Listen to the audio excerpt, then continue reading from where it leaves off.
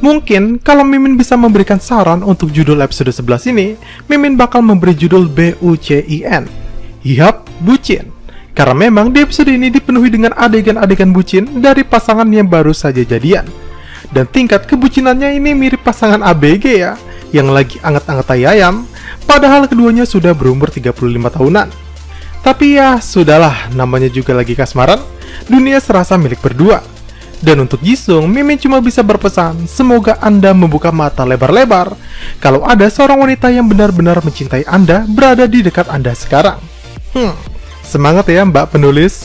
Oke, sebelum kita masuk ke pembahasan dan sinopsis episode 11 ini, bantu channel Mimin ini dengan cara menekan tombol subscribe-nya ya, agar Mimin tetap semangat memberikan konten-konten menarik untuk kalian semua. Go mau!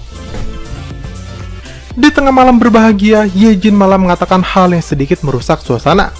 Dia meminta tenggat waktu sebelum mereka benar-benar resmi berpacaran, karena Yejin harus meluruskan permasalahan dengan Jisung.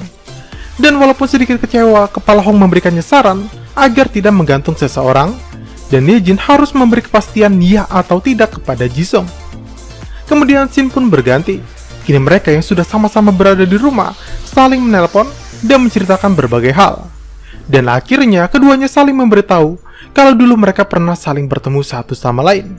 Kepala Hong memberitahu kalau dirinya dulu bersama kakeknya membantu Yejin memotret keluarganya.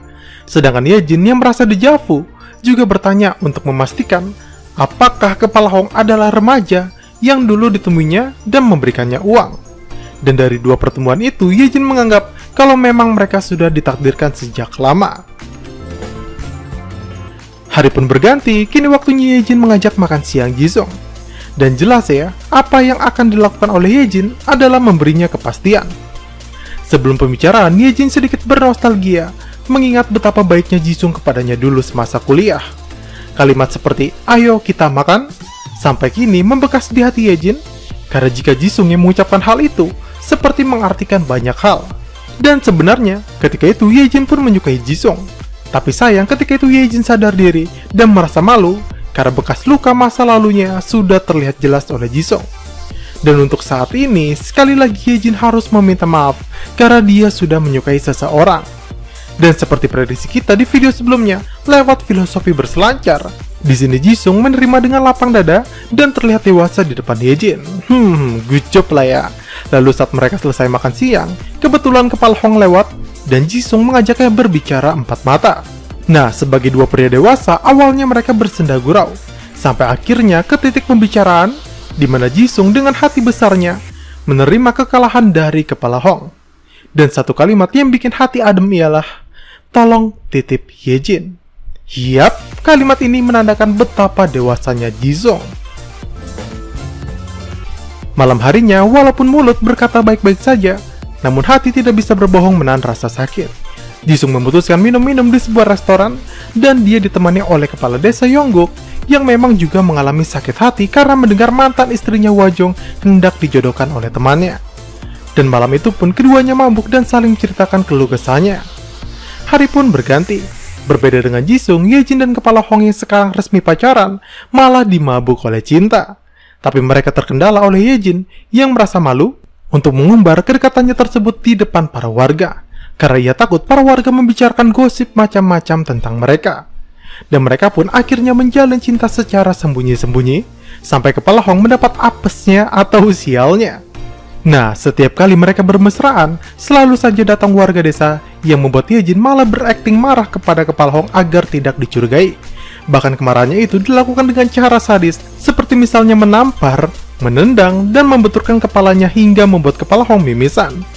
Warga desa yang menyaksikan itu pun menjadi khawatir dengan Kepala Hong, dan mereka berinisiatif untuk memisahkan keduanya agar tidak saling dekat atau tidak saling bertemu. Karena ulah warga yang selalu memisahkan keduanya inilah, mereka jadi sulit sekali untuk berdekatan, bahkan mereka harus saling rindu satu sama lain.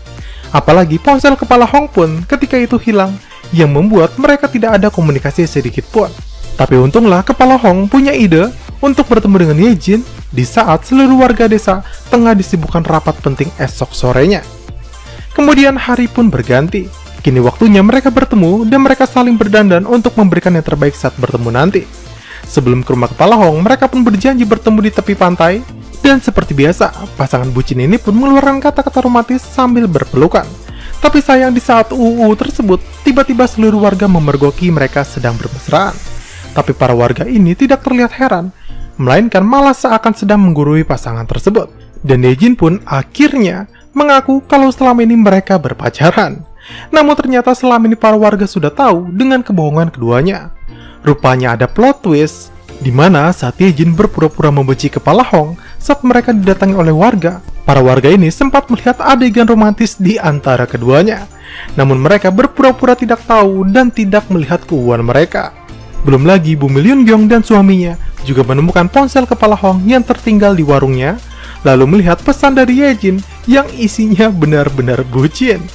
Dan sejak saat itu para warga bergosip dan merencanakan agar berpura-pura tidak tahu saja, dan malah dengan sengaja memisahkan keduanya dengan alasan agar Yejin tidak memukul Kepala Hong, yang padahal mereka ingin memberi kejutan dan agar Yejin memberitahu mereka dengan sendirinya. Belum lagi menurut Bu Wajung, dengan membuat keduanya saling merindukan justru bagus untuk kelanggengan mereka dan membuatnya justru semakin jatuh cinta. Sekian video kita hari ini. Di epilog kita diberikan plot twist kalau sebenarnya Yejin juga menyukai Kepala Hong sejak kecil di awal pertemuannya. Yejin kecil tersebut bahkan menggambar pertemuan keluarganya bersama keluarga Kepala Hong dan menyebut Kepala Hong sebagai pangeran laut, sedangkan dirinya tuan putri dari bintang. Dari kecil aja udah gini ya. Oke, sebelum kita menutup video ini, jangan lupa untuk menekan tombol like, subscribe, dan nyalakan tombol lonceng notifikasinya ya, agar kalian selalu mendapat info menarik dari channel Mimin ini. Saya Mimin Chandra pamit, see you sahabat Micapedia.